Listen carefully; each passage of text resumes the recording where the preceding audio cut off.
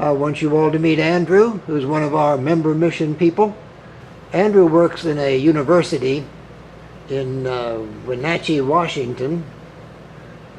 He is a librarian, and he's found that the budget deficiencies call for almost a 20% cut in employees and all the havoc this wreaks on people. So, Andrew, would you tell me more of what you're doing and trying to help people bear with it?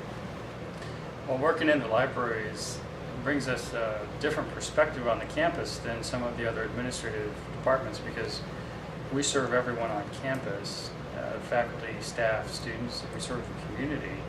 So we tend to have can-do attitude, and we tend to want to serve everyone as much as we can. And now that the colleges had to cut so much, including the loss of many adjunct faculty and quite a few of our administrators, we're trying to fulfill our mission and do so with fewer resources.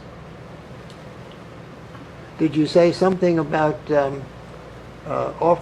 seeing this as time of opportunity?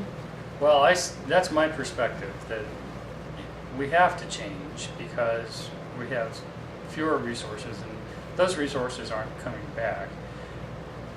We have a lot of technology that's available to us. We have a mission that we have to fulfill, so that brings certain energy to the process. So I see this as a time of opportunity to reinvent how we do things, to collaborate with other people who are on campus, to figure out how to become more efficient in our own processes. And so if that means giving up some things, doing some things differently, letting other people do some things, or trading some things, taking on some other things, then that's what we do. I do see it as an opportunity. And do I remember, or were you talking at one point of how some of the folks saw the need to make those facilities available to more people? That's come about a couple of ways. We have just taken on the tutoring center, for instance, which I think is a good combination with the library. It happens in libraries around the country. And that's helping the administration make better use of facilities. And another example is the fact that we have some of the longest hours of any facility on campus. So we're trying to make more use of the facility, given the fact that we're already staffing it. So we've taken on the summer computer lab function for the entire campus. And that's put us in an interesting position where now we need to extend our summer hours, and so the staff said, I think we need to increase our hours, and we can adjust our schedules, and so that's what we're going to do. And it's a good way of making use of our existing resources to meet the needs of the students. And they're doing this without increases in salary and the like? Oh, no, that's... again, the opportunity is that I can give staff flexibility in their schedules, and that's a good thing for them.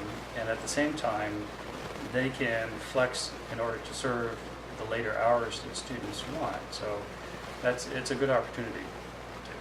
And Andrew, how do you see God at work in what you're doing? Well, it takes a certain kind of courage to make some of these decisions for change, where we're letting go of some things and we're taking on some additional responsibilities. We're asking people to do things differently than they did before.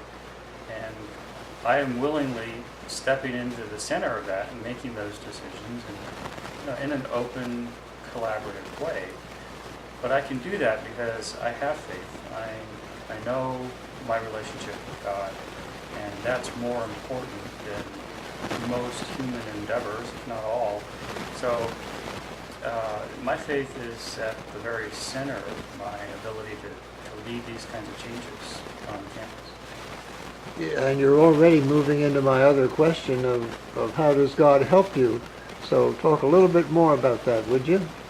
Well, I have gifts that I know came from God, and I know that God wants me to use those gifts, and I seek gifts, God's gifts in other people, people around me, and I feel that by using those gifts and having some purpose at making the world a better place, I give other people direction, and that's sort of a straight connection from God as far as I'm concerned, because I think God wants the world to be a better place.